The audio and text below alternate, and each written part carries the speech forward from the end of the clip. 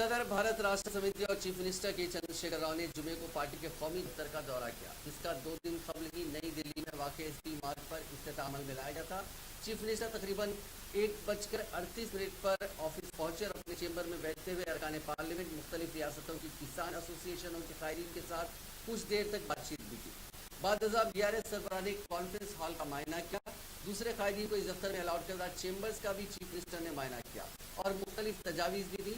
बाद BRS सरबराह को party के कई कायदीन और कारकुनों ने मुबारकबाद दी, जो उनसे मुलाकात के लिए नई दिल्ली पहुंचे थे।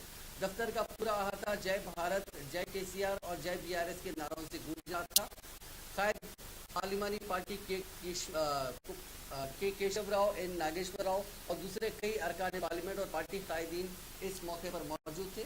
इस दौरान मौसूला इत्तला में बताया गया कि कौमी दारुल हुकूमत में BRS के दफ्तर के इफ्तिताह के बाद चीफ मिनिस्टर KCR अब अपनी तमाम तर तवज्जो मुल्क भर में पार्टी की सरगर्मियों को वसअत देने पर मरकूज कर दी है, जहां उन्होंने मुख्तलिफ रियासतों के लिए इंचार्जेस को मुकर्रर करने का भी फैसला किया, जो न सिर्फ मुताल्लिक़ा रियासतों में BRS की पॉलिसियों और प्रोग्रामों से अवाम को वाकिफ करवाएंगे, बल्कि उन इक़दामात के ज़रिए पार्टी के तंजीमी ढांचे को मुस्तहकम भी किया जाएगा।